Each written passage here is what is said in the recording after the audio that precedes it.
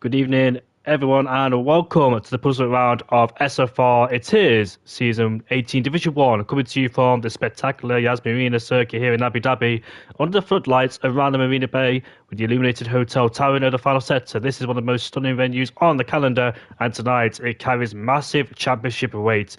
And what a story it was. Jensen pulled off one of the most impressive drives of the season. He went from a long opening stint, rejoined on P5, and somehow carved his way back to the DRS traffic to take a victory, a ninth win of the season, and a chance to keep his total title hopes alive. Sorry about that. That huge DRS train that formed through sector 1 and eventually broke through when it mattered. Jensen was the one that made every move count. Fireblaze, the championship leader, finished P3, but that result only tells part of the tale. He was leading the race at one point, managing the pressure, but once the strategies unfolded, he slipped behind both Jensen and Noldus, but still, it was a critical podium, especially with only 2 rounds to go. And speaking of comebacks, what a return it was from Noldus, stepping back into the championship after a long breakaway, and immediately fights for the win again. His pace added another layer of chaos, just that long DRS train, and reminded everyone how quick he is, as we always knew. They expected to be that quick though, especially for the whole race in Vegas. Now the championship tonight, everything could change. Fireblaze sits on 369 points with 4 wins and 13 podiums. Jensen sits with 361 points with a stunning 9 wins and 40 podiums. Just 8 points separate him heading into the final 2 races. But here's the twist. Fireblaze is not racing tonight, which means one thing. For the first time this season, Jensen has a clear chance to take the championship lead. After chasing all year long, after coming from behind repeatedly, the title may finally swing his way tonight in Yas Marina. He can't win it here. He can win it next week, though. But Abu Dhabi is no easy battleground. The circuit demands precision every sector. Heavy breaker zone in towards the turn 5 hairpin. The 2 long back straights that define overtaking opportunities. And the tight technical third sector where a single mistake can cost you dearly as well. The walls may not be as punishing as Jeddah or Vegas, but the pressure here under the lights is huge. One lock-up, one mistake, and one misjudgment, it could decide the championship. For Jensen, it's simple. Score some big points tonight and put the title in his own hands for the final race at the British GP, which will be next week on Wednesday, 7:30. For Bert, Fireblaze, watching from the sidelines, if he is or not, it's about keeping the gap as small as possible, hoping the championship remains within the reach when he returns for the final round. So, ladies and gentlemen, selling is the plus round of Season 18. The storylines are peaking and the pressure is rising, and qualifying has commenced. As we go on board with the man who returns, it is Nico Rosberg in the Williams, and as he makes his way through turn 2 and 3, he did make his debut back in Williams in Season 16, I believe it was, and what a tremendous, stunning opening round it was for him, as he won the Spanish Grand Prix on his opening in his first race. And Fireblaze, I think, finished in P6 after his spin as well. He was teammates with Fireblaze on his first race, on his first outcome here. As we head down one of the 2 back straights with DRS wide open, speeds about 330 kilometers an hour. As we head down towards turn 6 and turn 7, you're going to be very careful as well, especially on the exit, and it's very easy to lose traction as well. As we stamp the power down, heading towards this second back straight there with the DRS wide open once again, as we head our way down in towards turn 9. Watch out for Nico Rosberg, because he will be a contender. He is very quick, he's very rapid, he's in PSGL. Same with Jensen. Could Nico Rosberg be a thorn in the sign for Jensen's championship? Because Jensen is looking to try to extract the most amount of points, but Nico, I dare say, will be one of his biggest challenges, as I think Veloci Jr. and Mo Nemo will also be a big threat here as well. They're still looking for their first win of the season, is Veloci Jr. I think Mo Nemo has got one, but for the other Ferrari driver, Veloci, hasn't got one just yet. Nico Rosberg sets a benchmark of a 21.7, as Jensen is currently about 8 tenths behind, as Kevin goes into P3. Dylan Vince goes into P3 now, replacing him as Mo Nemo goes into P3. So what a stunning lap time from Nico Rosberg, immediately inside the 21s. That's PSGL level type, I can't say the word, but that's PSGL level with a 21.7 on a banker already around here. So showing indications that he is very quick here tonight and will be a threat to be reckoned with. So there is your initial lap times. We've got some new people here as well. We've got Kevin, the super speed. First Elite, his Swedish compatriot, goes P4. Burmeister goes P4, P5, P6 now, as Veloci Jr. goes into P4. So majority of people are inside the 22s, whilst Nico Rosberg solidifies a pole position with a 21.792 and well clear of the guys behind as well. So Jensen looks like his biggest threat will be Nico Rosberg and the two Ferrari boys. The two Ferrari boys are always a threat when it comes to racing, but unfortunately, they do make some mistakes along the way, I must say, if I've been brutally honest, between the Ferrari boys, because Mo Nemo and Vlhčev Jr. have had their fair shares of incidents. I say strategy blunders more than incidents, really. I think they go for that defined two-stop strategy than the one-stop, but Vlhčev Jr. is a driver that can... Oh, Sonic Hawk has saved the car. Nice save there from the Indian driver as he collects the car back up in turn 9. And luckily keeps it out of the walls and keep going with his lap time. Hasn't validated, so he can still continue if he wants to and try and put a bank on the lap time, as he got a reference point there as well, coming through the final sector as well, which can be very tricky, especially in the slow speed corners. But he decides to bail off in towards the pit lane and end the lap. Now, there's one thing you've got to consider and remember as well. I think everybody needs to remember that the pit lane entry, if you touch the curb on the inside, you will suffer with track limits. Now, I don't know, I should know, but I don't know if there's a rule which negates that and backtrack your penalties or warnings. So I'm not quite sure if SFR has announced that. Let me go check in the announcement section real quick to see if that has happened. In fact, I might give everybody a massive tag in the chat. Why not? Because I want to give everybody a warning.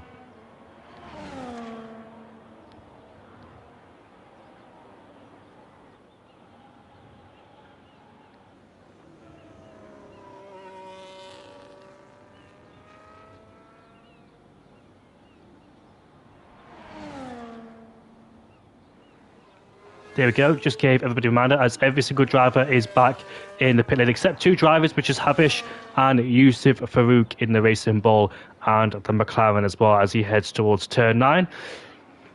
See plenty of overtakes as well here before in turn 9. I'm not quite sure which layout I prefer really, the old layout towards turn 9 in towards the slow corners, or because it was a heavy braking zone and you had to dive down the inside. But we've seen some good battles headed in towards turn 9 with side-by-side action, and we saw Lewis Hamilton on the Verman, etc. this year as well. We saw with Hamilton around the outside of George Russell a couple of years ago in 2024 as well.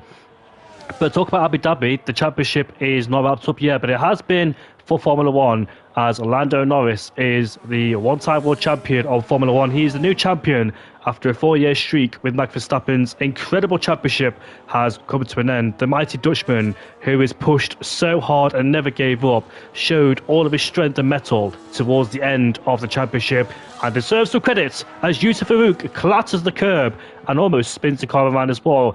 Heavily clattered the curb there, and unfortunately he's lost that lap time as well. So big mistake there as well. Be very careful, very mindful of the curbs on the inside. We've seen some great championship battles here, especially Division 2. It was Mansell versus Burmeister, and what a battle it was as well. Not only just them, but it was their teammates who got involved. Burmeister's team was Oliver, who used to race here, but now he's gone, and it was... who was it? Mindful Wasp as well, who used to race in the Aston Martin. It was so intense, so incredible. And last season as well, Kaname versus Fireblades was so intense. It was Harry Kane who won the Abu Dhabi Grand Prix last season ahead of Fireblades and also Kaname as well. The mighty championship battle that went all the way down towards the last race of the season, which was Silverstone. And Silverstone, it was Kaname who came out on top. But we've got some people on there flying laps and out laps. I want to keep an eye on Jensen because that's the most important driver. Well, yeah, one of the most important drivers in the championship. I know others are on the laps so far in this qualifier session. Dylan Vince, a Division 2 driver, is coming through turn 5, but I think he's just completed his lap time. We've got Ferrari All Blacks in the Racing Bull, currently in P9 because somebody's just replaced him. I got the order. I think it was Havish who goes up into P7 in the McLaren. Can be a handy driver from time to time. He is a reserve driver, 48 points in the Drivers' Championship is Havish. Biggest point scorer is at the top 10, I think in 9th or 10th place a couple of races ago. His best result was at the Australian Grand Prix, so still needs to better his best results. But I want to go on board with Jensen in the Alpine. There he is. Oh, Jensen's validated, and I presume that's the exit of turn 1, so that's his kryptonite, unfortunately. And Jensen there doing what Franco Colapinto did twice on his qualifier lap. Is he about to give somebody a slipstream behind him? No, because they're on the out lap, so that slipstream won't help him. But here we go on board with Mo and Nemo. Of course, Pittsburgh win back, I think it was the Belgian Grand Prix, but it's a Ferrari one too. As he heads down in towards turn 5, we go the heavy braking zone, flicks the car in, gets back in the power as soon as the car straight up. Use the outside as well to maximise every single part of this racetrack. You really want to use every single layer as you possibly can. Look at that. He's literally almost off the track as we head down towards the braking zone in 6 and turn 7. Clipping the apex is just be very, very patient with the throttle. Don't outdo yourself there because it's so easy to just be impatient and be too greedy on the throttle application. Now we're heading down towards this back straight. His ERS management, though, coming towards final sector or middle sector, final sector, is not really sufficient. I think you need to watch Brendan Lee's videos because he gives a clear, detailed explanation on when to use the ERS. But we're heading down towards the final sector now. He's lost a 10th in the middle sector there, has Nima. I think he's using the wrong part of the track, if that makes sense there. Losing a bit of time, especially straights, and didn't have a clean run through turn 13 and 14 as we head towards the final 2 corners on this racetrack. So close to a validation there on the exit, but here comes the Ferrari driver as he crosses the line now, goes P3 or stays P3, so can't improve on his lap time as the other Ferrari driver unfortunately has invalidated on his lap time.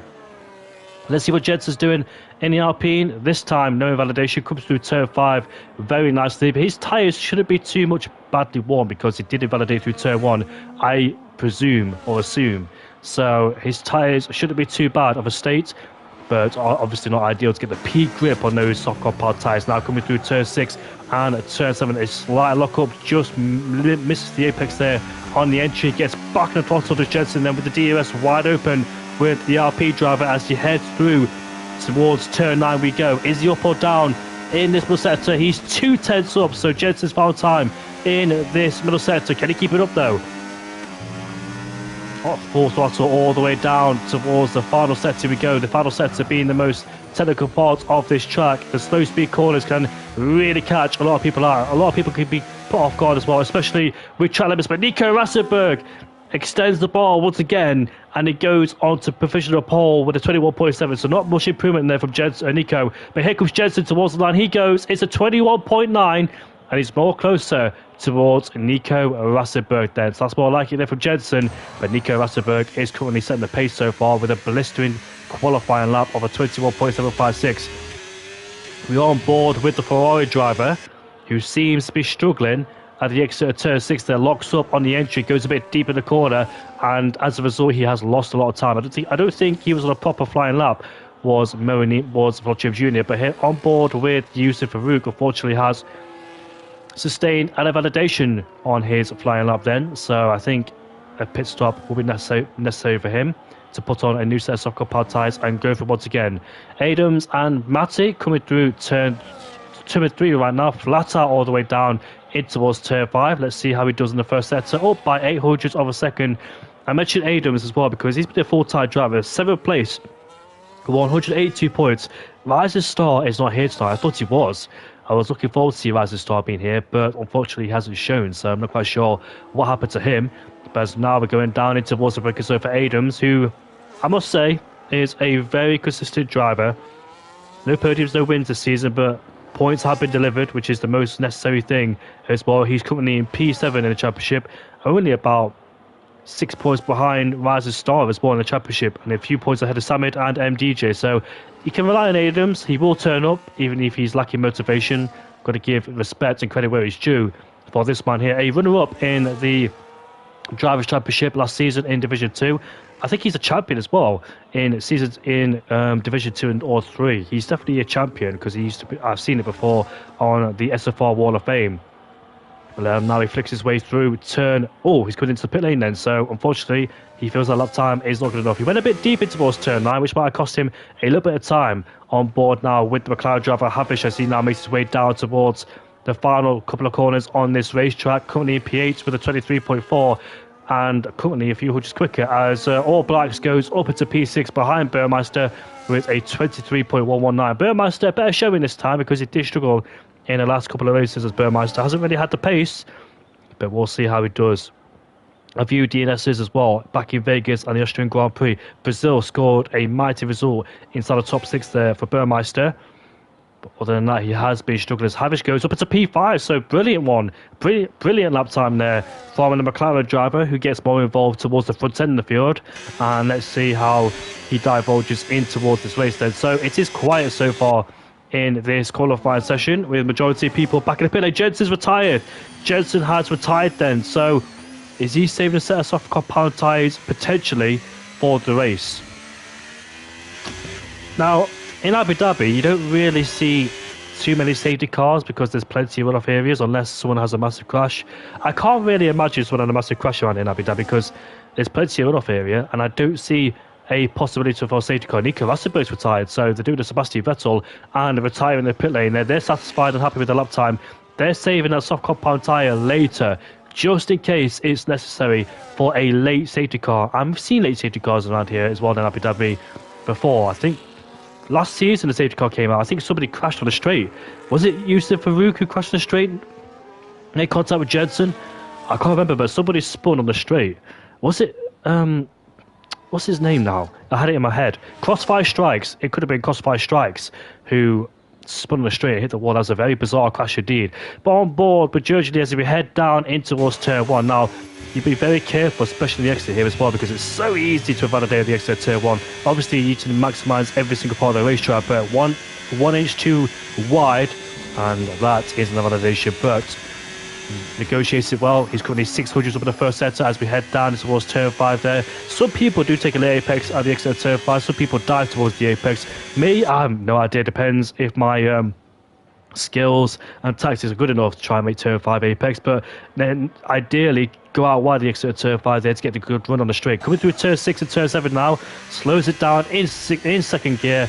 See many people as well taking through second gear. I think I go to second and upshift to third on the exit of 7. Then obviously back on the throttle again as we head down towards turn 9. Let's see what he does in the middle sector. 2 tenths up. Currently with a 23.709 is the Kick Sauber driver. Dylan Vince could be his potential target in P10. And we'll see if the Kick Sauber can promote themselves up the order. Oh, lock up there and it goes deep in the corner. But luckily it does not invalidate it. But that will mess up his flow in towards the final sector, and he has massive understeer, and unfortunately he has invalidated that lap time then, so completely ruined the final sector. And that's it, qualifying's done for him because he has no time to get in and out of the pit lane. He can't save battery because he's at the end of this lap, so that's it for him. And what a unfortunate mistake there, it must be said. Dylan Vince, look at that, 7 tenths up, he could be a threat. Let's see how he does. Yusuf Farouk, however, is up by Dylan Vince is up by 7 tenths of a second. Let's see what the Belgium driver could do. Good friends with Veloce Jr. as we head towards the final corner. Let's see what Dylan Vince could do as he crosses the line right now. He goes up into P6, and that is a mighty lap time there from the Div 2 driver inside the top 6 ahead of Burmeister as he goes off the track there as well. So let's go on board with Veloce Jr. Now, we do know that Dylan Vince and Veloce Jr. are close friends. If you remember last season, it was Yusuf Farouk in the Ferrari and Yusuf Shabayek in the Racing Bull. Those two give each other a slipstream, but I think Veloce Jr. could get a slipstream off the back of his teammate. Or can he?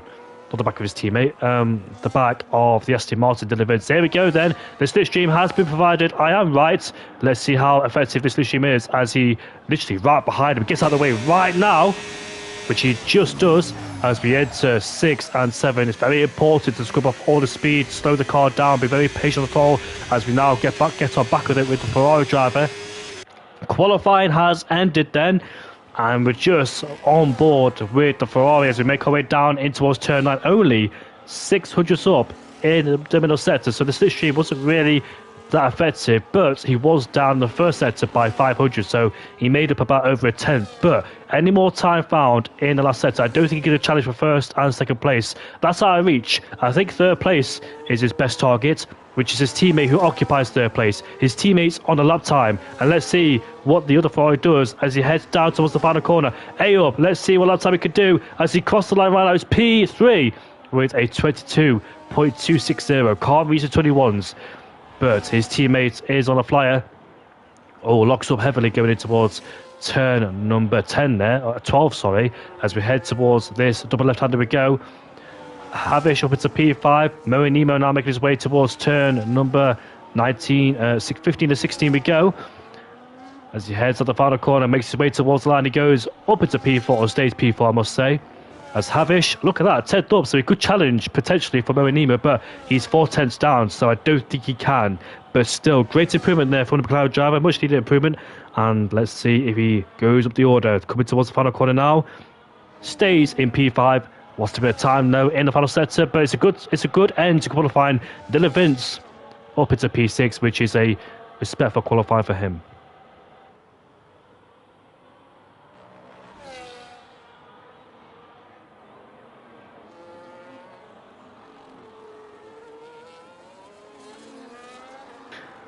Nico Asserberg is on pole position, who has returned back to SFR. I was about to say another lead then. He's returned back to SFR. And what a statement. What a qualifying for the young German driver. And he's got Jensen right beside him as well. I don't think Jensen needs to risk too much. Ideally, Jensen would dearly love to go for a win. Try and maximise all the points he can get on Fireblaze. But how much risk is he willing to take? We know what Ferrari's like behind as well. So let's see how much risk the Ferrari going to take against him.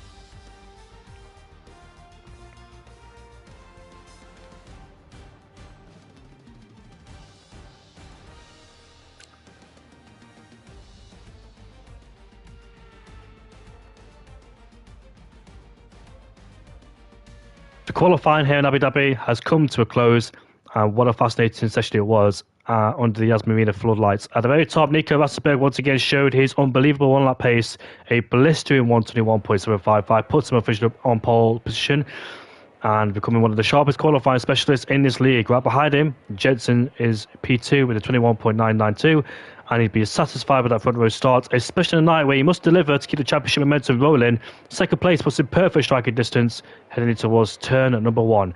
On the second row, Volchio Jr. starts P3 with a strong 22.60.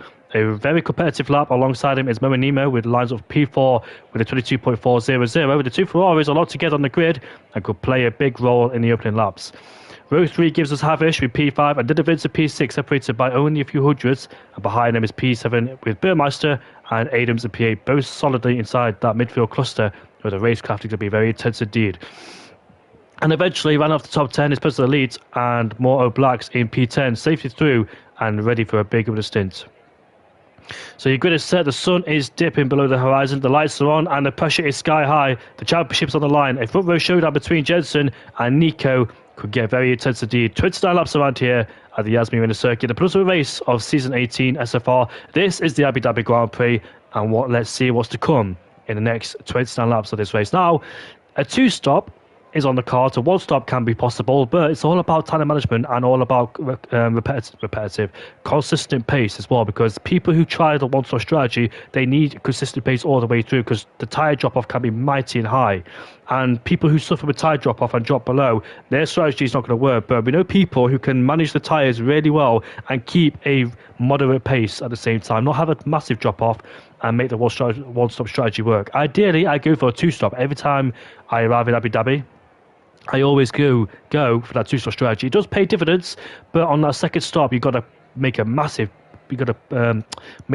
deficit towards the guys on the 1-stop strategy. You've got to push all the way flat out through to get the guys ahead. So let's see what strategies people decide to go for. I know the Ferraris tend to linger on that 2-stop strategy. We've seen that back in Hungary, where they almost caught Fireblaze for the win, and elsewhere as well. But for me, I can't make the tyres go to distance, especially on the 1-stop strategy with the controller. It's always a 2-stop for me around here. I know the 1-stop is ideally faster, depends if you keep a consistent pace going and not fight too hard amongst the rest of the guys, especially in the first part of the race. Who is the tyre whisperer around here? Who can manage the 1-stop strategy? Is the safety car going to play effect in this race? All the questions will be answered very soon. The formation lap is about to get underway, and we can see the tyre allocations there. Nice livery on the Williams. Nico Rosberg has gone for the hard compound tyres like Oscar Piastri did. So will he be vulnerable at the start of the Grand Prix, because the mini compound tyres gives you the extra inch, the extra tyre warm-up as well, can be very, very important for this race. He might struggle in the first 5-6 laps in this race, but if he can keep the lead, has mind games going on already for the Ferrari boys on Jensen. Jensen, all he needs to do is have a clean race. I know he wants to gain as many points to try and solidify his chance at the top of the field. coming towards Silverstone. But at the same time, though, how risky he's going to get. He can't afford to make contact with any of the Ferraris or Nico Rosberg. He needs a clean race in P2, knowing there's a big chance, a whole of points to gain on Fireblaze in the championship. The pendulum will swing his way, but like in Spain and other races, things go terribly wrong. So Jensen needs to keep his nose clean, out of trouble, and hope for the best.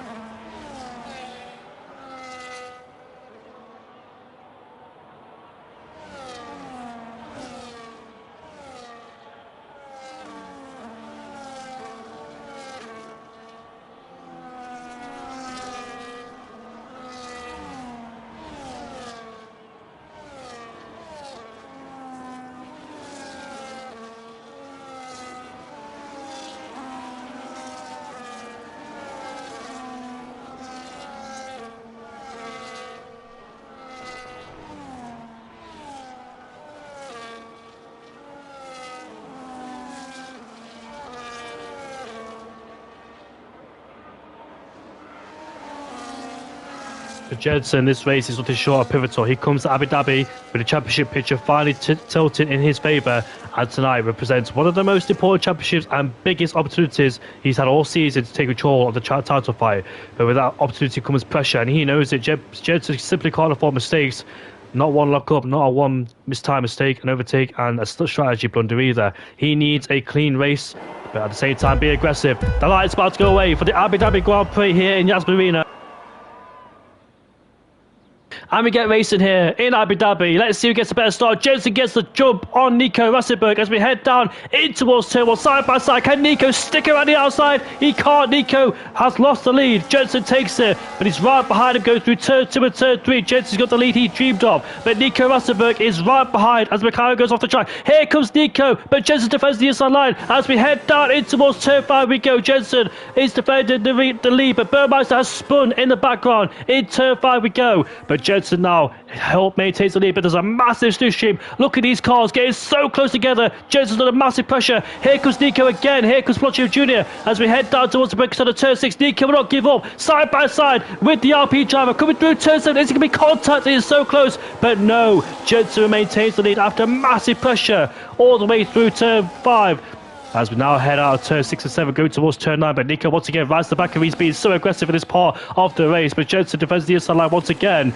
Is it worth it to give the lead up? No, it's not, obviously, because the mini-got power tyres, so I thought I was just saying Nico Rosberg. But look at this side by side again. This is not really a place you see fighting going on. Jensen can't afford to make contact. He really can't be involved in such melody or drama in this race. But look at this side by side through turn 14. It's so close again. And Jensen taking all the risk and knowing there's a championship on the line, and he's 8 points behind. But what a first lap. Nico Rosberg would never ever give up, and Jensen leads then. On lap 2 he goes, but there's a whole chain of cars right behind, and there's a hungry German driver looking to make a statement, looking to take the lead on the hard compound tyres. But the DRS there will be enabled, which gives Nico Rosberg a better chance to overtake him.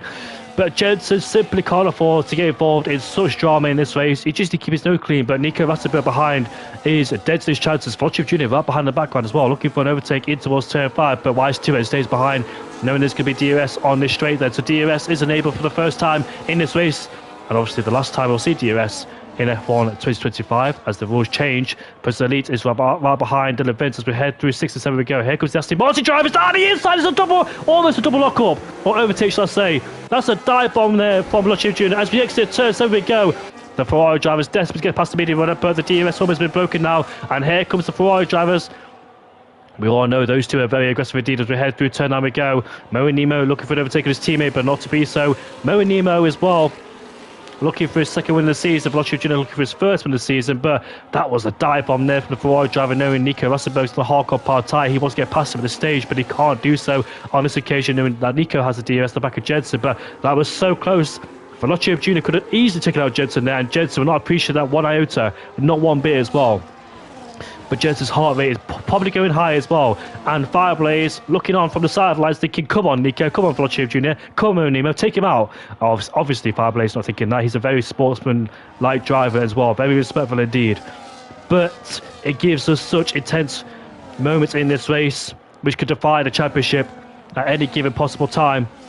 As we come through turn 2 and turn 3 once again.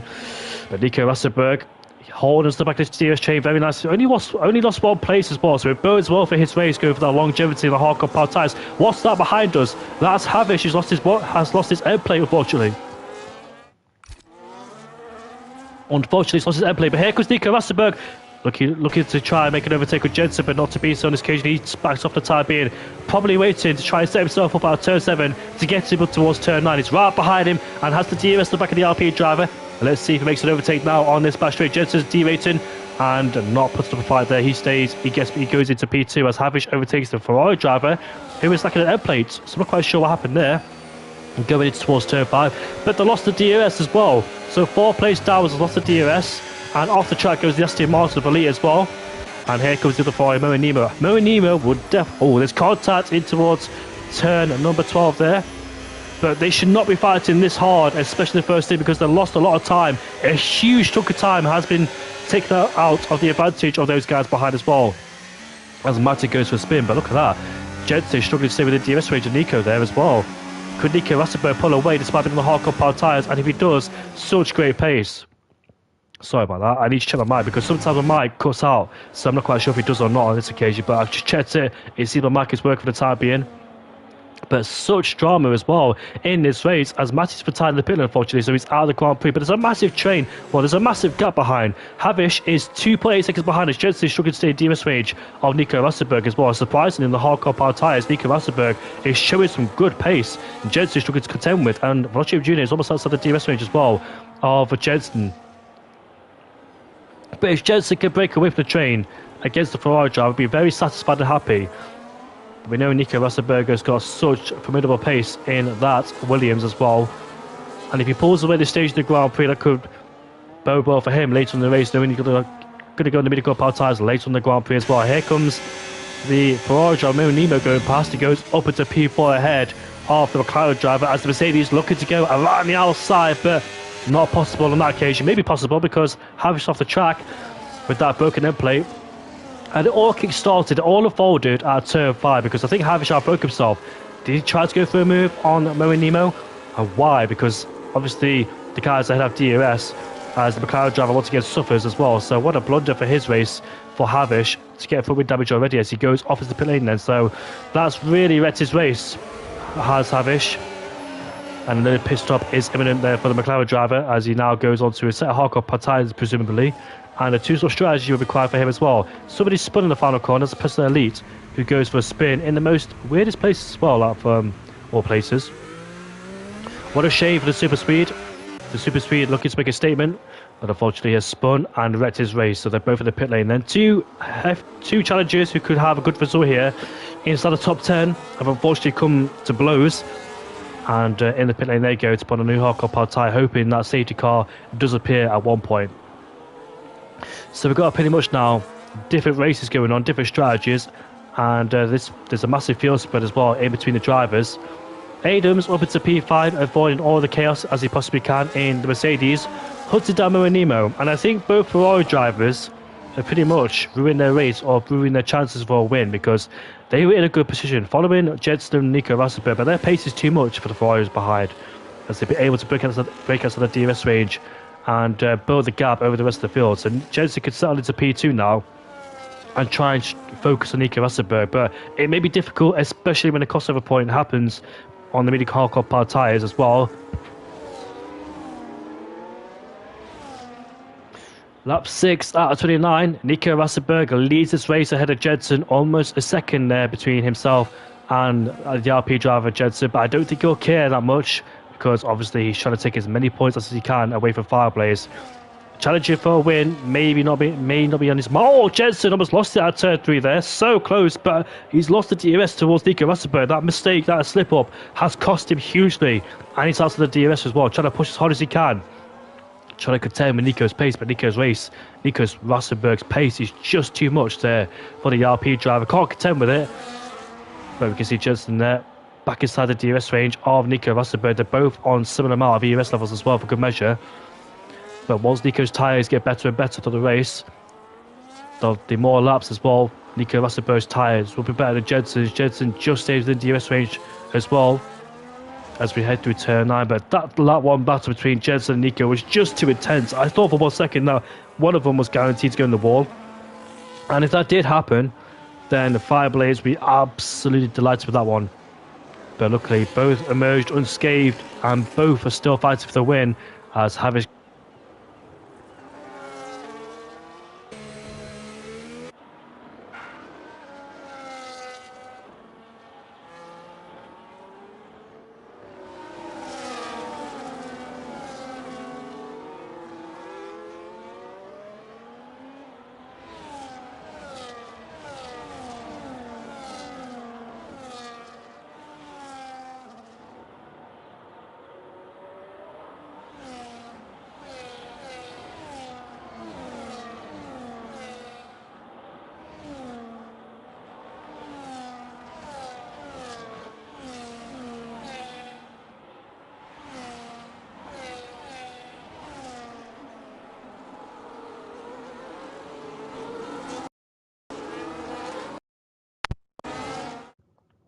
Can you hear me now?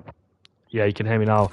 Yeah, so thank you, John Mose, for telling me that. My microphone does cut off now and then. I'm not quite sure when it does because it gives me no warning, but unfortunately it does that for some reason. It is really annoying, so apologies about that one.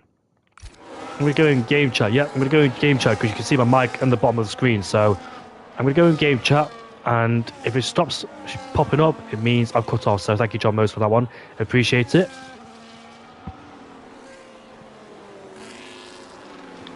Adams there has lost the DRS towards Mo and Nemo now. The gap is 1.3 seconds and under pressure for Dylan Vince. Dylan Vince, though, convincingly doing a really good job in P6 despite being a Division 2 driver, and hunting down Adams, who is now a Division 1 driver this season, and looking to challenge P5 to try and get his best result of the season here in Division 1.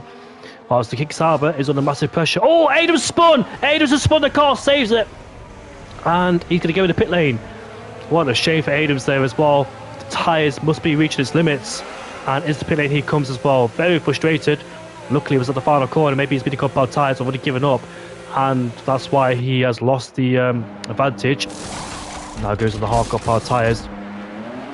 As we see, that's the Racing Bull driver Marie All Blacks is right behind the Kick Sauber gingerly, as we head down in towards turn 5 we go. The Kick Sauber under massive pressure from the guys behind. 2 Racing Bulls, a McLaren and a Williams lurking in the background, trying to build his slipstream, but I don't think he can do much against these guys behind him. First one is the Racing Bull as he slips by. The next one is the McLaren driver as he goes down the inside in towards 6 we go. Can he make his stick? Jersey goes a bit deep in the corner as Kevin's trying to go around the outside of the Kick Sauber. Traction battle out of turn 7 now, the foot to the floor. Both have DRS at the back of the Racing Bull. A drag race all the way down towards turn 9. Let's see who emerges in front. And it is the McLaren driver who just sneaks in front of him and puts himself up into P7. Great battle. Great side-by-side action between those two. Jensen doing a good job though, contending with Nico's pace, but we've got a spinner in the background. Is it Sonic Hawk? It is. In the same place in qualifying. Or was it Yusuf Farouk? I'm not quite sure who it was, but unfortunately either drivers lost a lot of time and they're disconnected from this battle. So towards now Jensen, he has lost the DRS, but I don't think he'll care one iota that he's lost the DRS towards Nico Rosberg. I think P2 is a much more safer option for him than rather trying to challenge it all and risk it all to Nico Rosberg. Because Nico Rosberg, a young, aggressive driver, and we know he's known for his great pace, his aggressiveness, and his tenacity as well. He's very audacious in Nico Rosberg. He'll go for a gap anywhere as well. So I don't think that Jensen wants to fight too much against Nico Rosberg and risk his chances for points, because second place is a huge amount of points. I think it's about 20 points for second place. What's 8 take away 20? That's 12. So Jensen, if he finishes second place, will gain 12 points. No, the gap in the championship is about...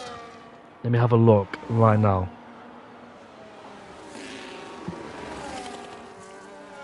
My maths is not massive. I can't even speak. I can't even say the word. The gap is 8 points, so 20 take away 8 is 12. So if Jensen was to finish in second place, he'll get 12 points, and that could be enough to seal the deal in Silverstone. All he needs in Silverstone is a clean race. However, Fireblaze, looking back, I think, Las Vegas was a huge chance. Brazil was a huge chance for him as well. It was a huge disadvantage for Jensen, for Fireblades in Brazil. Elsewhere, back in the championship, the Chinese Grand Prix made a terrible race too, and the Bahrain Grand Prix for Fireblades. But anything can happen in Silverstone, the weather, the risk of contact, etc. But Jensen is 2 seconds away now, so he's clearly lost the advantage towards Nico Rosberg. The crossover point is happening now. And I think the hardcore power tyres is a better tyre power for now. I think Jensen's now just focused on P2. Velocio Jr. is not a threat behind him either. He's gaining time on the Ferrari behind him too. There he is in the background. Lost the DRS pretty early in the race. The raw pace from Nico and Jensen, it was a bit too much there for Velocio Jr. And unfortunately could not keep up. But at least a podium's on the cards for him as well, because there's a podium for quite a while, has Velocio Jr. He's had 5 podiums this season. Hasn't had a podium since the Dutch GP quite a long time ago as well. So quite a while since he's had a podium. As we see Yusuf Farouk there going deep in the breaker zone, whilst Burmeister looking for a splish by the under and over, try and get a better exit as they both struggle for traction on those mini-cup power tyres. Those mediums now started to degrade. You can definitely feel the effects of the mini-cup power tyres now started to affect them as Burmeister now swoops through, goes up into P7, but not done just yet, because here comes Yusuf Farouk side by side into towards 9 and goes back through. So nice cut back there from Yusuf Farouk. And he goes back up into P7. Burmeister just went deep in the braking zone, or should I say, the corner, and unfortunately could not hold on to 7th place and lost it immediately as well. While Sonic Hawk is still behind despite his mistakes as well, so great pace with Sonic Hawk. Dylan Vince, I think he's on a 2-stroke strategy. Oh, Burmeister, where's he going? And he goes into the wall but saves the car. I think he may have overstretched those mini-cup power tyres, and the star's good to go. Same thing to happen to Adams as well, so looks like some people are really struggling with the rear tyres. You can definitely tell they're crying right now. And a pit stop will be happening very soon, but I think he's trying to stretch it to a one-stroke strategy, because I think a 2-stop is too time costly. So I think Burmeister and co are trying to stretch those hard mini-cup power tyres for a long way to avoid the possible 2-stroke strategy. I know there's not a lot of things going on right now in this race. Usually we have last season we had an action packed race because there's a massive DRS train all the way through the race from first down to what, 7th, 8th. But unfortunately in this race it's not the same thing. We've got big gaps separating drivers, so there's not really much to disclose in this race other than Nico Rosberg's amazing formidable pace on those hardcore power tyres. The closest battle right now I've got a track is the 2 rookies, it must be said, the 2 debutants of Marie Earl Blacks and Kevin Arason in P6, the Swedish driver in the McLaren, and the Racing Bull just in front of him, both making their debuts. Jensen's pitted then onto a new set of the hardcore power tyres. He should do a 1-stop strategy because a 2-stop is just too time costly.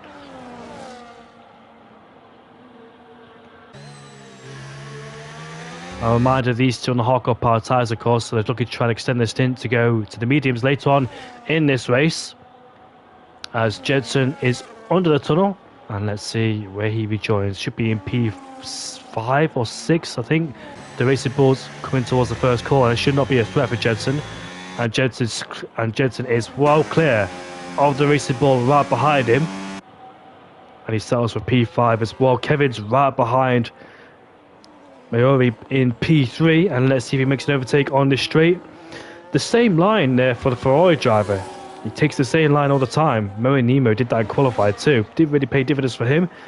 As we head down towards turn 6, the McLaren driver not looking for a move on this occasion. Stays behind him, but maybe trying to get the exit he needs out of turn 7 to produce that overtake in towards turn 9.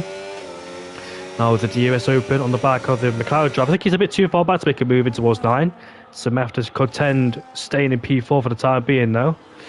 So Jensen has rejoined in P5 on a new set of hardcore power tyres, so should be able to take them towards the end. There he is in the Alpine.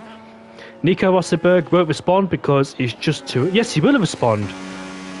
Oh, Nico Rosberg has responded, and he will go on to a medium set of hardcore power tyres. And what's this? 10, 11, 12, 13, 14, 15, 16 laps on the medium power tyres. Now, it's doable, but his tyres will be dying towards the end. We know the power, the undercut around here is very powerful indeed, but surely that's a bit too early there for Nico Rosberg. Surely his tyres must drop off towards the end of the race. I can't really see him doing the 2-shot strategy. Look at this, Jensen's very close, but not close enough. Not in DRS range. either. Nico has reached on a P2. Look at that. He goes through very cleanly in towards turn 5. I was about to say, don't make a mistake and hit him going towards turn 5. But he's got DRS for good measure too, which he was able to try and defend from the McLaren driver now. Sure, that's a bit too early in the mini-compound tyres, though. Can he make it stick? I wonder. Those tyres will probably drop off, but prove me wrong, Nico. Prove me wrong. Look at this battle going in towards turn 6 now with the McLaren versus Red Bull and the Mercedes 2. The McLaren goes through. Up into P7 he goes. Nice move there with the DRS open. And Jensen is right behind the McLaren 2. He needs to overtake him right now because he doesn't want to lose any time towards Nico Rosberg. Is side by side in towards the breakers. Here we go. And he cuts through there. But what's happened in the background? So Burmeister's going for a spin. He is really struggling, unfortunately, as he cuts the corner 2 for good measure. The Dutchman not having a good race, unlike last season when he won the championship in SFR Division 2. Jensen has the quickest lap time of the race. Could Jensen be the one advantage now? Because Jensen's tyres are 1 lap older in comparison to Nico's, but Nico Rosberg's tyres, it is the medium compound tyre, so I think Jensen could have the advantage towards the end. So be patient, Jensen. This time could maybe come later on, depending on how big the drop off is for Nico. If not at all for the race, for the Williams driver in first place, it could make it towards the end of this race on this mini compound tyre. I really can't see him doing a two-shot strategy for Nico Rosberg. I can't see him doing that. So I think time management could be absolutely essential now to the end of this race, as Burmeister will retire too, unfortunately, in the pit lane. He goes and retires. So we're down towards 12 people in this race. I think the most interesting part of this race will come towards the end. If Jensen does catch up towards Nico Rosberg, the gap keeps extending. Oh, hello, mate. How are you doing? Yeah, I know you are. No, I'm only joking. Unlucky, mate, today.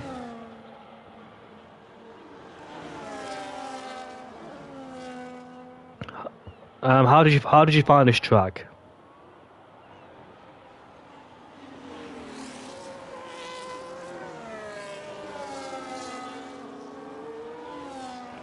Yeah, I get you. I understand as well. I do like this track.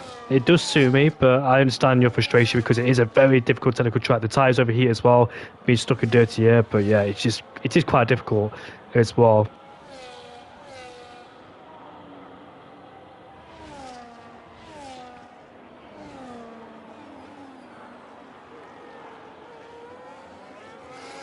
How do you feel for Silverstone next week?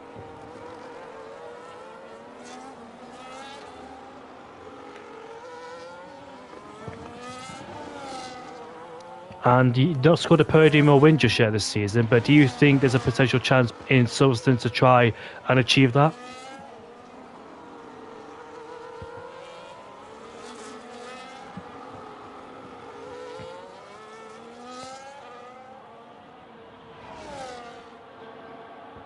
Yusuf Farouk, if you don't mind, can you turn on the audio sharing for us if you want, so we can hear you on the stream?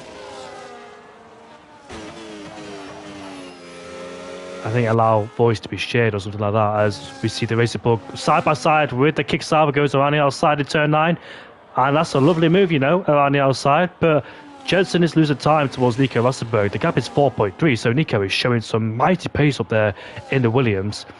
The more he can extend the more the better, because I dare say Jensen will close the gap down later on in this race. Yusuf, do you think that Nico Rosberg will be under threat from Jensen later on in the race?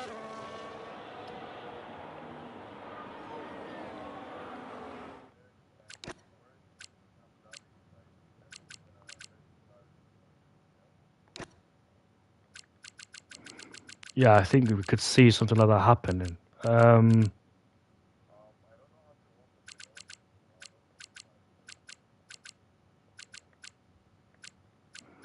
I'm trying to see if I could do it or not. Do you want to join the party and talk about it? Talk. Alright then. I'll see you in the party.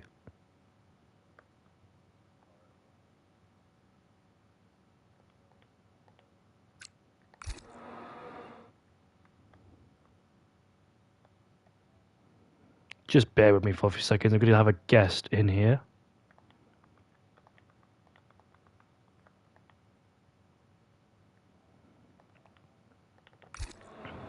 So we got a guest coming, which is unexpected, but it's nice to have an insider.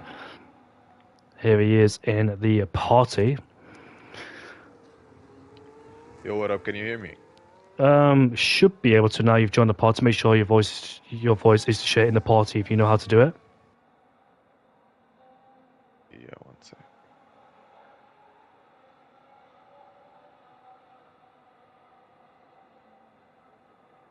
Yeah, we can hear you on stream. You can hear you on stream. All right, good news. So Kevin is in the pit lane, but Yusuf, I think that Jensen in the last stages could close him down because surely that's a massive stretch on those mid-compound tyres because those mid-compound tyres are going to do about 15, 16 laps, and I say like 11 or 12 laps is like the peak performance of those mid-compound tyres degrading heavily. So if Jensen could be able to close him down later on in the race. Yeah, for sure. Later on, he's going to close, but right now, Rosenberg he needs to save his tires for a bit. But they are both really, really quick. They are ahead of the field, and yeah, let's see what happens. Yeah, we'll see what happens. But Dylan Vince is right behind Blachip Jr. as well for P3, so that's getting close to fights between those two. But we've got on board with the Mercedes, Adams, Mo Neiman, and Havish as well. Did you see what happened towards turn 5? Because that's when the DRS train broke up between all of you. Nah, I didn't see what happened. Was I still in the race? Yeah, it was lap 2. Oh, nah, I didn't see it. Like did you see my start? No, unfortunately I did not because Nico and Jensen were going side by side, literally. Yeah, but I started P15 and went up to P8 in the first lap. You should rewatch that. Well, like Lewis Hamilton did in turn 1 this year. Like Leclerc did in 2024, yeah? Oh yeah, Leclerc. Yeah, I remember that now. Leclerc doing that. Yeah, I swear, like first lap I went up to P8 and I was committed to a one stop, but the guys behind me were like pushing like mad, so my tires were like degrading really, really fast. But I was still committed to the one stop, but I got a wing damage going out of the pits, so yeah. Do you miss your teammate Yusuf Shabak? Yeah, where is he? Did he race any of the past races? I thought you would know because you're friends with him. Yeah, we are friends, but he is now in uni, so he is a bit, he doesn't play much either, Yeah, it's understandable, but we haven't really spoken to you much at all this season. But last season for you was quite good because you were P7 in the championship with 3 podiums. Your teammate had the most wins out of you lot, but you put some good performance in last season as well. I remember that 1-2 from you and Yusuf in Belgium. Yeah, in Spa. Yep. Yeah.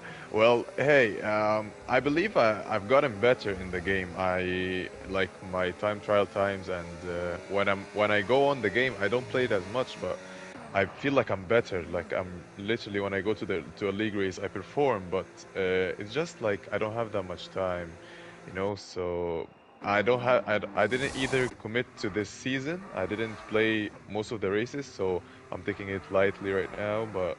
I hope from next season I will be committed like the last one. Yeah, this game is so difficult, so challenging, so commanding. You could be precise. Oh, Nico's left the session. Nico has left the session. Oh, no. Oh my goodness me! And this is a big chance for Jensen now to get him, overtake him. Let's hope Nico has an invite to the session. I hope he does because he should have an invite. But what a shame for Nico Rosberg. He'll be absolutely what a shame. Disappointed with that one. Yeah. I'm sure of it. Yeah, when he rejoins, I mean, hopefully he's still ahead of Jensen, but I don't think so. But even if he's ahead and Jensen is in the DRS, then that's a real problem here.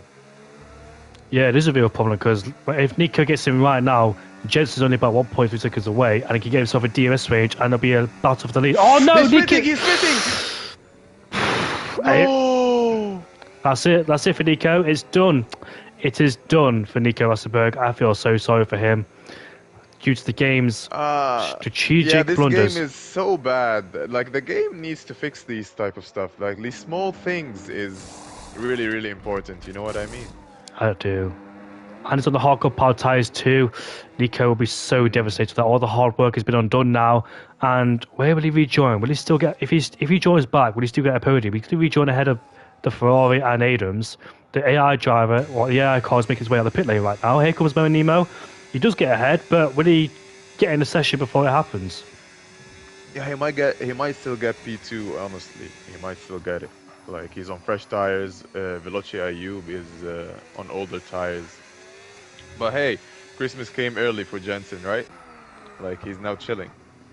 Indeed, it did come early for the Alpine driver, and he needs these points because it's such a tight battle between Jensen and Fireblaze. But 20 take away 8 is 12, and Jensen will lead the championship by 12 points ahead of Fireblaze. Then, so that's going to be some good amount of Christmas present for Jensen when it comes to the next race in Silverstone for the last race of the season. And who do you think is going to win the championship, Yusuf? I'm not actually en route with the points. Who's leading? Like, tell me the brief, كده. Fireblaze 369, Jensen 361. No, I believe Jensen is going to take it. He's showing really strong pace for the past couple of races. I raced in this league like he was on top of his game, you know. Yeah, he's a very quick driver indeed. Even though he has a few no-shows, he's still always in a championship fight. He's always the contender to be there, and he's showed some relentless pace so far. A 12-second gap for Jensen, and Fireblaze would not like to watch this. And if Fireblaze, unfortunately, couldn't race due to work reasons, but if he did race, I wonder where he would be, because I think Fireblaze is very rapid around the circuit, finishing in P2 or P3 last season. But yeah. Every single race matters, as they say, and this could be the championship decider for him. Yeah, for sure. Like, does these guys play in the highest divisions in PSGL for sure? I'm not really sure, but I think so. Yeah, I know Nico does, I know Jensen does, but everybody else, I'm not quite sure if they are in PSGL. Maybe in some other league races, just normal league races, but we definitely know Nico's in PSGL F1, I think. And Jensen's in F1 as well. Yeah, I'm in F5, bro. It's not even the chat. I'm in F3. Really? Yeah, but as a commentator. As a commentator, you don't race anymore?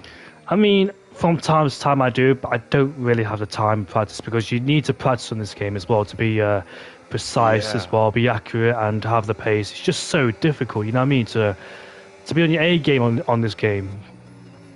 Yeah. I know what you mean. Like, but like, just take it lightly, you know. But I can see your time trial times. Like, you're rapid, bro. I know. I don't put enough effort into this game, you know. I just don't invest my time towards it anymore because I don't have the time, patience, or energy, and it's just difficult. But Nico Rosberg's back, by the way. He's in P4. I'm glad he's back. He's not giving up, and now he could challenge for P3.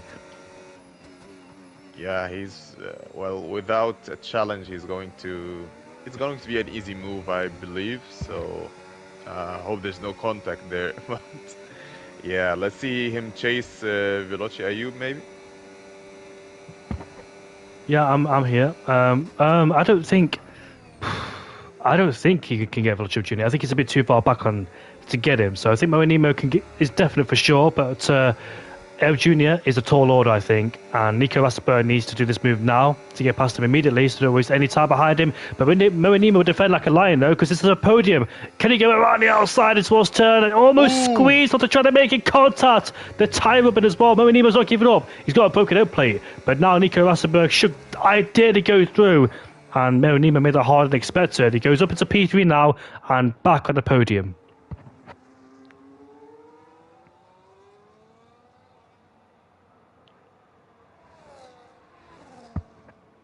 And Kevin gets a 3-second substitute. In P5 as well on the midi-cup powered tyres. Could potentially try and get Mo Nemo, but unfortunately that penalty will hinder him. I do miss, though, the SFR peak times for Yusuf, because obviously Division 1 and Division 2 last season were mega to commentate, and I really do miss them. But we had a bit of a downfall spiral, didn't we, this season? But hopefully it gets back to normal in season 19 as well. I can't believe I'm saying that, because I've commentated since season 14, I think, so a long time. But I really do miss the peak times. Yeah. I was just about to say, bro. Like, I really miss this league, the peak of this league. Like, and I miss your commentating. I didn't think you were commentating today, but I heard your voice before I was quitting to menu. So without any doubt, I had to go and talk to you, bro, because it's always fun when you're commentating here, you know. But I've been seeing a lack of attendance, myself one of them as well. So hopefully next season it's going to be much better. Yeah, I think you can definitely tell as well that my commentary has shifted tone a little bit as well from last season's because obviously I'm not really that motivated to commentate, but I'm still trying. That means I'm not really giving my 100% best, and I'm giving my best effort, but I'm not really doing much research. Or you won't really because I used to do a lot of facts saying this driver has many wins, this driver has many podiums. Still doing that, but not as before as well. I'm just not really that invested anymore. I am still trying to give my best for this league as well because they all deserve it. Every single driver deserves to be watched upon and talked about, but yeah, it's really difficult when the attendance is low. Like you have no motivation to do it. So I'll try my best. Yeah, yeah, I get what you mean. Like it's basically like driving. You have to when you have to give it your best and like you said do research and stuff. Like it takes time, but I think you're pretty good at it, bro. Like continue. Cheers. I've not really had much preparation done for this as well. I've not done my voice exercise. Well, not done my research because I came home very late as well. So yeah, it's all about time, preparing, management. I've commentated in real life. Did you know that, Yusuf? You commentated what? In real life.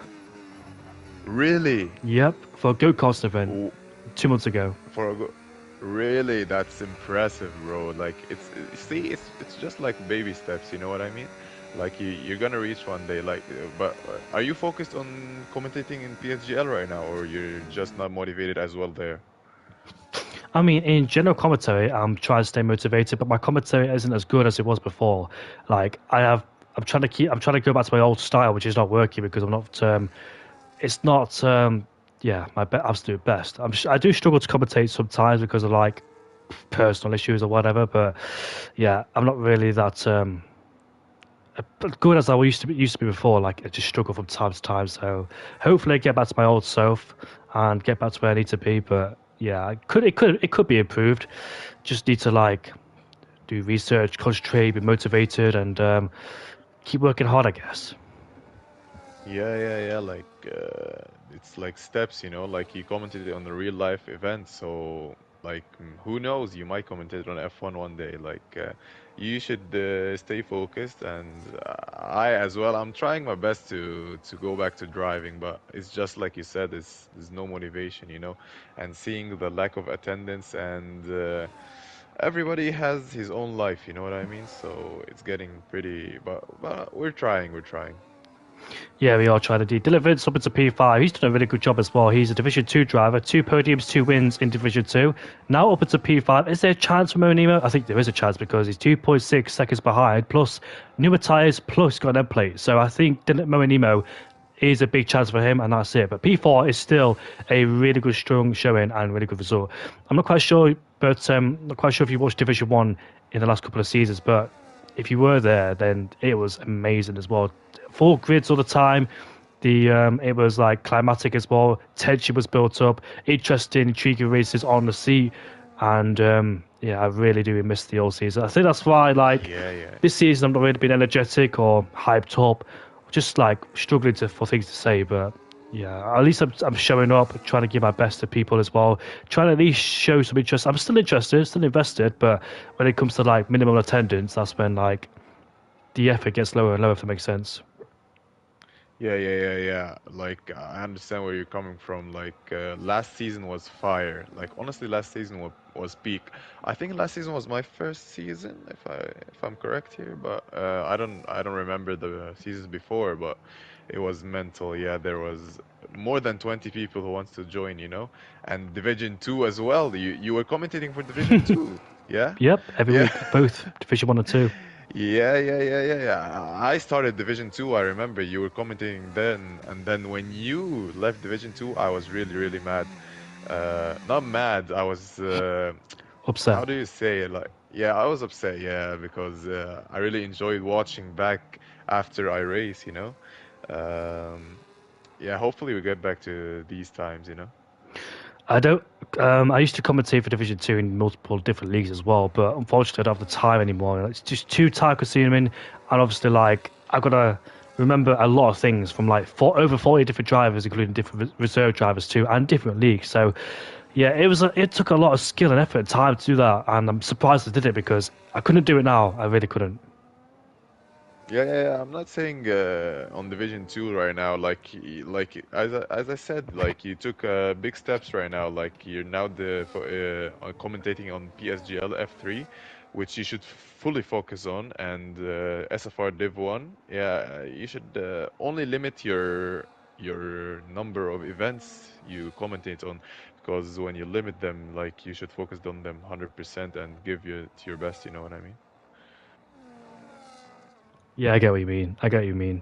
I do like enjoy doing one division now. That's my main thing now. Just doing one division, less pressure, less stress, and not too good time consuming. But we got a battle for P4, like I mentioned, coming up now. Do you know what? We talked Yeah. about Nico And a battle Rassenberg. for P2 as well. Like I said, yeah, he's going to catch up. I wasn't expecting that, I really wasn't. But Nico Rassenberg has shown some tremendous pace. And what could it have been for Nico Rassenberg to return back to SFR to get his first win since a few races ago? But delivered spoilers catching Mo and Nemo, and let's see how that battle unfolds. It should be easy pickings for the Aston Martin driver, but I think Mo and Nemo's got a broken wing. He's under massive pressure. Probably has no defense whatsoever, but I think Donovan should be able to get past him easily on those newer hardcore power tyres and with the wing. But Nico Rassenberg is right behind Velocity Jr. But starting the possible lap of the race, lap 20 out of 29, and Nico Rassenberg is going to try to take away P2. But the Red Bull driver could potentially give the DRS towards the Ferrari driver of Velocity Jr. Or he pulls out the way. He's backing off, so that maybe not give the DRS towards Velocity Jr. Has he got the DRS? I don't think he has. I think he did. I think he did. No, he didn't. No, he didn't. And here comes Nico Rassenberg with the DRS wide open. But will he go for the move? No, he won't. Not in towards 6. He's going to be very smart about this and try and set himself up out of turn 6 and turn 7 to give himself a good launch and get him with the DRS for the second dose of it. Here we are with the wing open in the letterbox. Yeah, Battery. I think that's GG. It is GG. Nico Rassenberg goes through, and Dylan Vince goes through. He's up into P4. He's Dylan Vince. I don't think Moenimo can defend that as well. He was reluctant and defenseless and vulnerable with no tire grip whatsoever. But I think the main focus goes towards Jensen now in P1. And he's done a tremendous job in the RP driver. And now I'm going to start the final lap of the race. So, as he comes around the final corner, the final lap begins, and Jensen is steering down one of the most biggest moments of his SFR career. He wasn't the fastest today. He did control the race early on, but he's the one who held it together when it mattered the most. Nico had brilliant race pace on his hands today, led it brilliantly, and that brutal disconnect flipped everything on his head. And Jensen has made absolutely no mistakes since. He's just one clean-up away from winning Abu Dhabi, and more importantly, taking the championship lead by 12 points. And this is where the pressure hits his points. Every apex, every breaking point, every throttling point has to be perfect. He knows what to do, as he knows this entire race could have a massive consequence to the championship aspirations, knowing it could be a big point swing in the championship between Fireblades and Jensen. And Jensen searching for his first ever title here in SFR. Last season had too many DNSs. He had a great campaign towards the start of the last season. 3 wins in a row, but mistakes were made along the way, especially the Belgian Grand Prix when he spun. He's coming through turn 10, turn number 9 right now. Nico Rassenberg will not be a threat. He should keep it tidy in his final few corners. He's driven a consistent good race as well. He had an early tussle with Nico Rassenberg, which was so intense, either driver could have been taken out. But Jensen, ever so calm, wise head, and he's been in many situations under massive pressure before, but he's dealt with the pressure really well. He's soaked it all up. He's making his way now towards the final 2 corners he goes, and Jensen will take the championship as he rounds the final corner. It is Jensen who wins the Abu Dhabi Grand Prix, and he takes the championship by 12 points in towards Silverstone, which could be handy, and he could win the championship at his home Grand Prix, which would be bittersweet for him. Nico Rassenberg, great recovery driver to P2, and Dylan Vince, Vlotchev Jr. will finish in P3, but what is he going to do? I wonder. He's going to slow down towards the line. What is he doing? I think he might give the podium towards Dylan Vince, his best friend. Here he is. Dylan Vince will cross the line. No, I thought he would, because those two are good friends in real life. I thought he'd give his friend hit the chance for a podium, but Velocio Jr. was teasing him as he crawls across the line to finish in P3.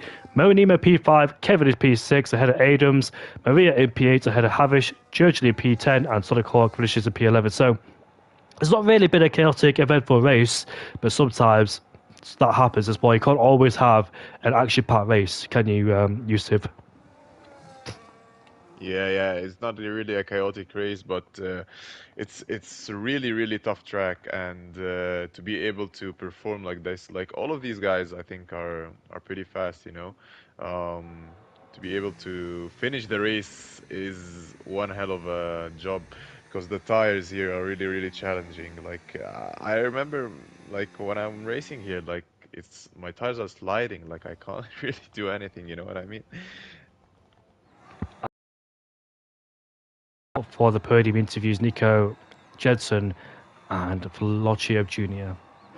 It's up to you whether you want to stay or go. It's completely fine by me. But just want to say thank you very much for having your company, mate. I think that was a really good speech to. We've not really had a proper conversation at all since the podium interviews last season, but it was really nice to talk to you, and I'm glad we had the conversation. It's really like put something more into the race. Yeah. I really hope we get this talking again, bro. Like, but wait for me next week. I'm gonna challenge for the win, hopefully. And yeah, I'm gonna head out right now. And it's really nice speaking to you, bro. And keep commentating. You're really the one of the best at it. Like, yeah.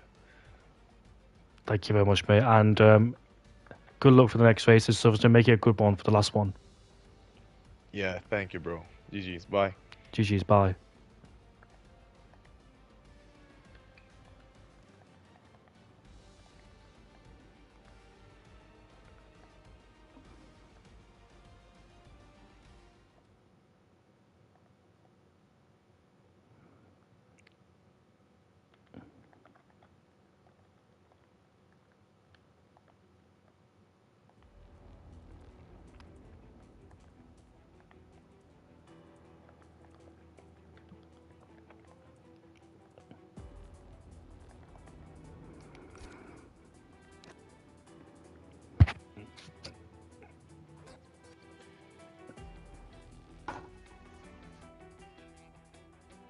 Jedson Rando, congratulations on your 10th win of the season. You now take the championship lead, and how do you feel?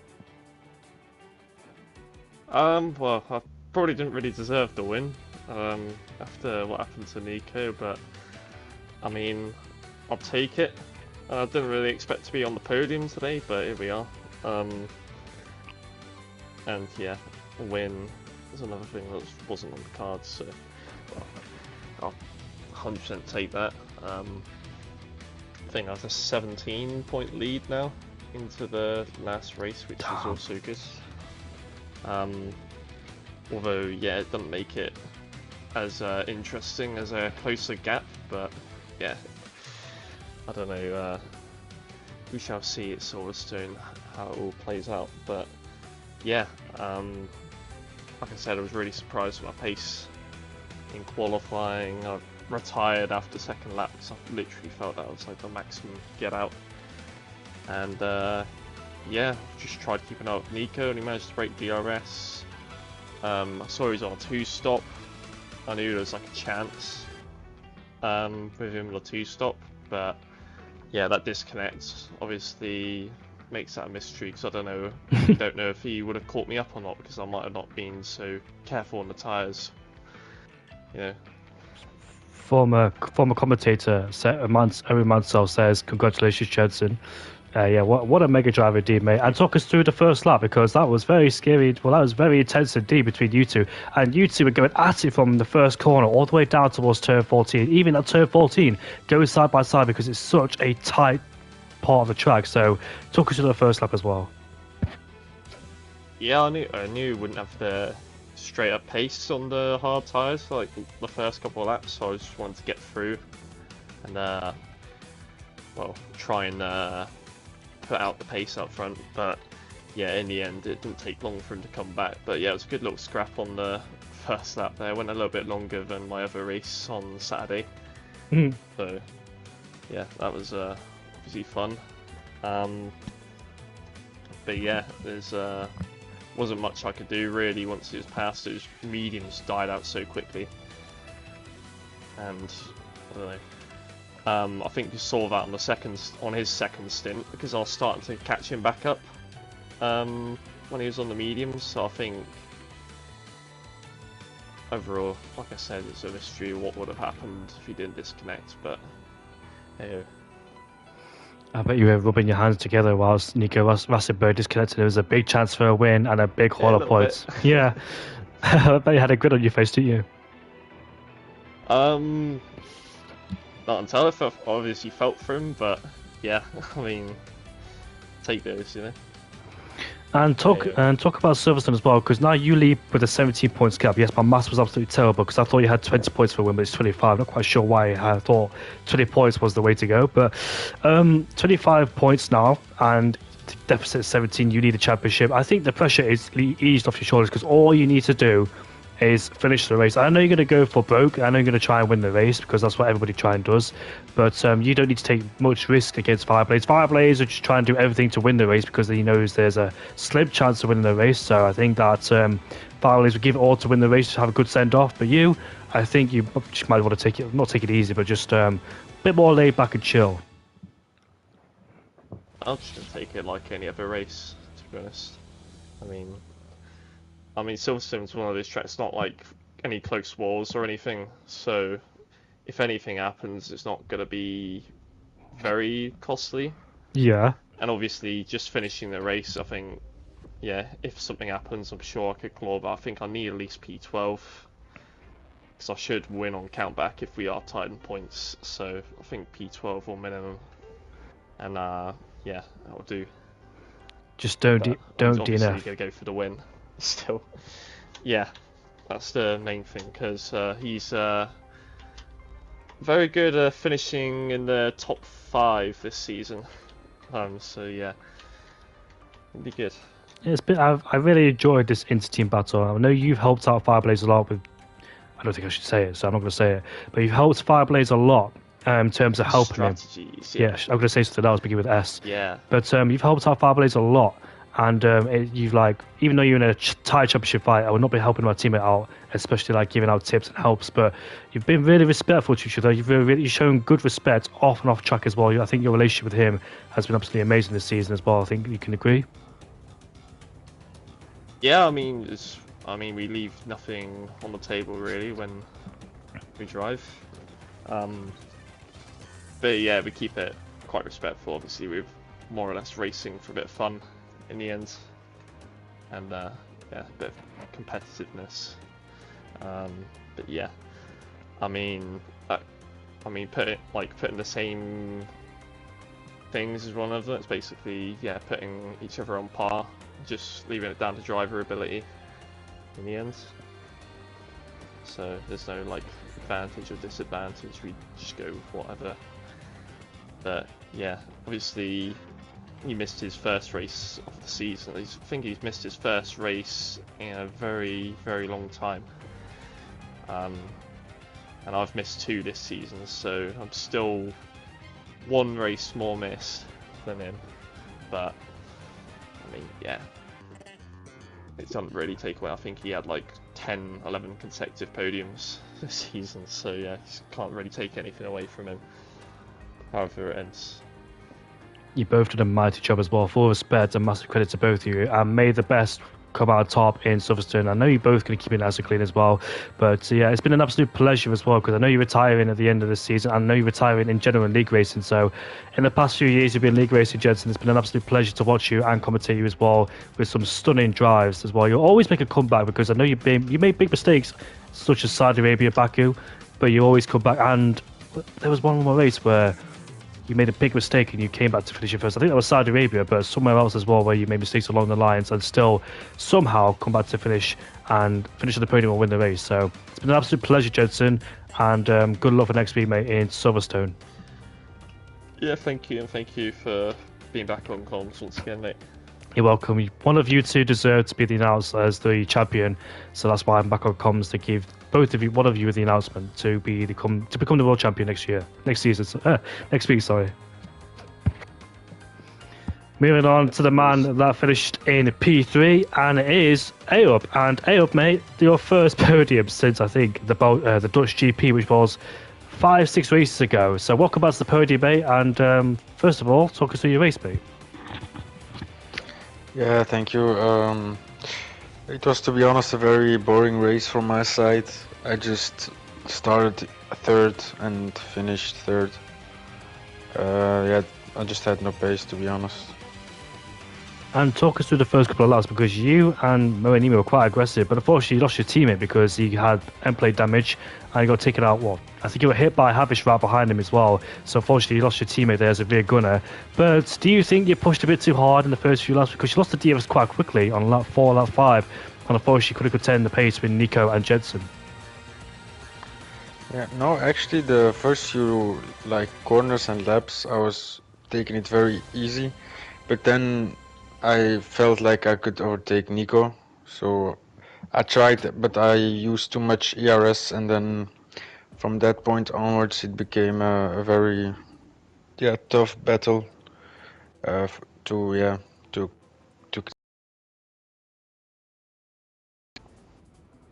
Your first podium since 5-6 races ago, so it does make a difference as well. Nice to be back at the podium, and you've had a lot of missed opportunities this season, especially with contact with the Alpine boys as well, with one of them especially. And the Las Vegas Grand Prix, we got put down the order by Fireblade. Well, you made contact with Fireblade, I must say, on the first opening lap of the race in Las Vegas. So there's many missed opportunities. Where do you think that is going wrong for you in the last couple of races?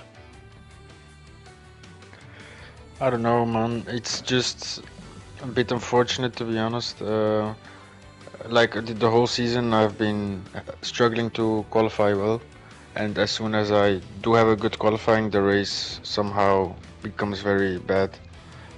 At least today, I qualified really good and also finished reasonably good. But yeah, I think sometimes it's misfortunes and sometimes it's just the wrong decisions that I make during a race. And how do you feel for the Silverstone Grand Prix next week? You do know there's a championship battle between Fireblades and Jets, but I don't think you'll care about that. I think you just go for broke and focus on your own race.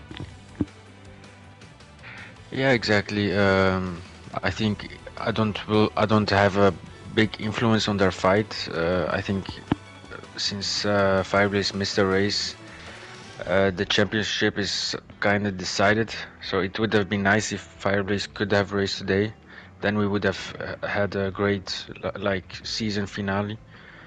But yeah, that's a shame. I wish them both good luck. But for me, I'll just try to win at least one race in this season, and yeah, finish the season very strong. You could make it interesting to take out Jensen in Silverstone, make him do a combat drive.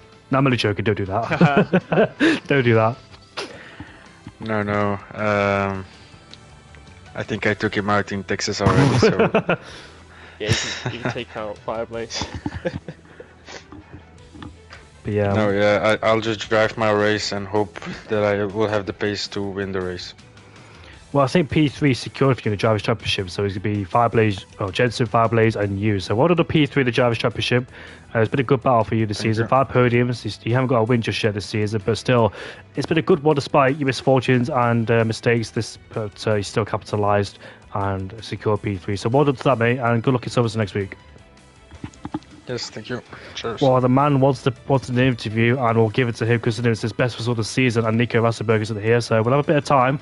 And Dylan Vince, welcome to the podium interview, mate. I know you're Division 2 driver, you had 2 wins and 2 podiums as well this season, but congratulations on the P4. I dare say came out unexpected, but I think you came out unscathed from the chaos around you. Yeah, thank you. Yeah, it was a pleasure. It was a pleasure to race today. Yeah, I missed out on the win yesterday, so I felt quite confident. In the start, it was a little bit of carnage. My teammate President, he went straight into me, but I lost I think 3 places at the start. But yeah, I think I had the right strategy, medium hard.